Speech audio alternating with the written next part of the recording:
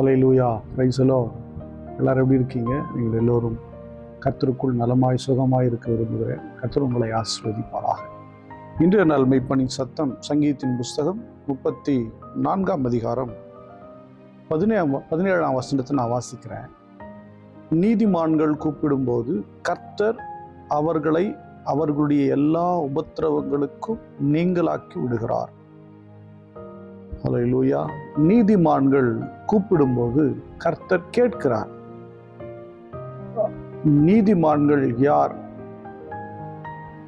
இது பழைய ஏற்பாட்டு பகுதியில் கர்த்தருடைய வார்த்தையின்படி நடக்கிறவர்கள், கர்த்தருடைய வார்த்தையின்படி செய்கிறவர்கள். புதிய ஏற்பாட்டின்படி பார்த்தோம்னா இயேசுவின் இரத்தத்தினாலே கழுவப்பட்டவர்கள், அவருடைய வார்த்தையை பின்பற்றி வார்த்தையின்படி வாழ்கிறவர்கள், இவர்கள் தான் நீதிமான்கள். இப்போ நீதிமான்கள் கூப்பிடும்போது கர்த்தர் கேட்கிறார். ஹல்லேலூயா.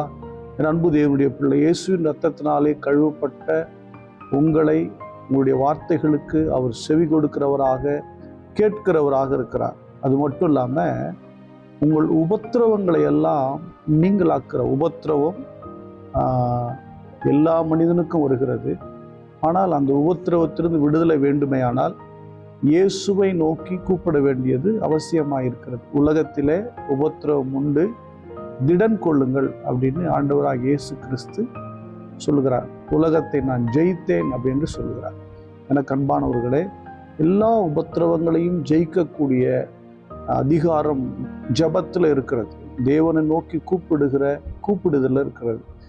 நீதிமான்களுக்கு உபத்திரவங்கள் வரக்கூடும். ஆனால் அந்த உபத்திரவத்தை விடுவிக்கும்படி கர்த்தருடைய கரம் நிச்சயமாகவே உதவி செய்யக்கூடியதாக இருக்கு. நீங்கள் அதே இதில் 19ஆம் வசனம் பார்த்தீங்கன்னா,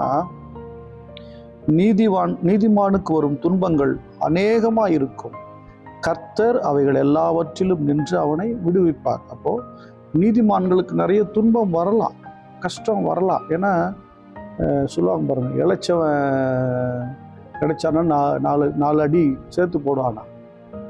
ஏன்னா இளைச்சவனாக இருக்கால. நீதிமான்கள் தேவையில்லாத பிரச்சனைகள் போக மாட்டாங்க, தேவையில்லாத காரியங்களை போய் ஈடுபட மாட்டாங்க, யாருக்கிடத்துலையும் இலவசமாக எதிர்பார்க்க மாட்டாங்க, யாருக்கிட்டையும் போயிட்டு தாங்கி நிற்க மாட்டாங்க. ஏன்னா அவர்களுடைய கண்கள் எல்லாம் தேவனை நோக்கி பார்க்கிறதா இருக்கிறது. அப்படி பார்க்கறதுனால நிறைய துன்பங்களை அவங்க ஃபேஸ் பண்ண வேண்டி இருக்குது. ஆனாலும் கர்த்தர் அவைகள் எல்லாவற்றிலும் நின்று அவனை விடுவிப்பார். அந்த மனிதனை, நீதிமானை, உங்களை கர்த்தர் விடுவிப்பார். நீங்கள் நீதி செய்தால் மேன்மை இல்லையோ, நீங்கள் நன்மை செய்தால் மேன்மை இல்லையோ, நிச்சயம் மேன்மை வரும், நிச்சயம் பலன் வரும். ஆனால் இந்த உபத்திரவத்தில் நீங்கள் சோர்ந்து போய்விடாமல் நீங்கள் இருக்கும்போது, கர்த்தரை நோக்கி கூப்பிடும்போது கர்த்தர் உங்களுக்காக நின்று உங்களுக்காக விடுதலை செய்வார், உங்களுக்காக விடுதலை கொடுக்கிறவராக இருப்பார். இன்னொரு பகுதியை பார்த்தீங்கன்னா, அவனுடைய எலும்புகளை எல்லாம் காப்பாற்றுகிறார், அவைகளில் ஒன்றும் முறிக்கப்படுவதில்லை. தீமை துன்மார்க்கனை கொல்லும், நீதிமானை பகைக்கிறவர்கள் குற்றவாளி ஆவார்கள். இன்னைய காலங்களில் அது விசுவாசிகள் இருந்தாலும் பரவாயில்ல, ஊழியத்திலையும் சரி, ஊழியக்காரர்களும் சரி, எப்படி இருக்காங்கன்னா, நீதிமானை பகைக்கிறவங்கள நிறைய பேரை பார்க்க முடியும். துன்மார்க்கமாக இருக்கிறாங்கன்னு தெரிந்தாலும் அவங்கள சேர்த்து வச்சுக்கிறாங்க. அவங்கக்கிட்ட அவங்களால் ஏதாவது ஒரு காரியம் ஆகும் என்றால், அவர்களால் ஏதாவது ஒரு நமக்கு கிடைக்கும் அப்படிங்கிற ஒரு சூழ்நிலை இருந்துச்சுன்னா அவர்களை அங்கீகரித்து கொள்ளுகிற நிலையா இருந்து, அங்கீகரித்து கொள்ள ஒரு பக்கம் இருந்தாலும் நீதிமானை எப்படின்னா அவங்கள பகைக்கிறத பார்க்க முடியுது. ஆனால் இன்னைக்கு இங்க இருக்கிற சூழ்நிலையில நீதிமான் பகையாளியா தெரியலாம்.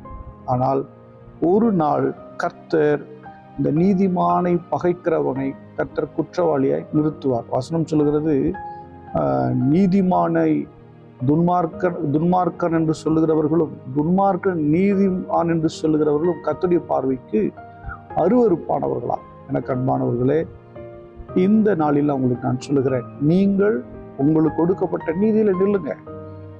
இயேசுவின் இரத்தத்தினாலே கழுவப்பட்ட நீங்கள் இந்த பரிசுத்த வாழ்வில தொடர்ந்து ஓடுங்கள், வசனத்தை பிடித்து கொண்டு ஓடுங்கள், தேவனையே சார்ந்திருங்கள்.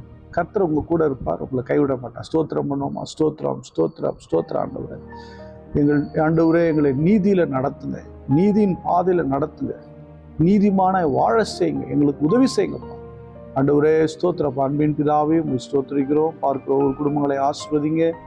உபத்திரவங்கள், கஷ்டங்கள், துன்பங்கள் எல்லாம் நீக்கி கர்த்தாவே நீர் கூட இருந்து நடத்துகிறார். நீதிமானுடைய துன்பத்திலிருந்து விடுதலை கொடுத்து ஆசீர்வதிக்கிறவரே, நீதிமான ஆண்டவரே, வருகிற உபத்திரவங்களும் அவமான நிந்தையிலும் ஆண்டவர் கைவிடப்பட்டு போய்விடாதபடிக்கு, உங்களுடைய பிள்ளைகள் கைவிட்டு போய்விடாதபடிக்கு ஆண்டவர் வேலை செய்கிற இடங்கள்ல, ஊழியத்துல, குடும்பத்துல ஆண்டவர் தலை குனிந்து நின்று விடாதபடிக்கு தேவரீர் உடைய பிள்ளைகளின் பாதுகாத்துக் கொள்வீராக. இயேசு கிறிஸ்துவின் நாமத்தால் ஜெபிக்கிறேன் ஜீவனுள்ள நல்ல பிதாவே. ஆமென். God bless you. Bye bye.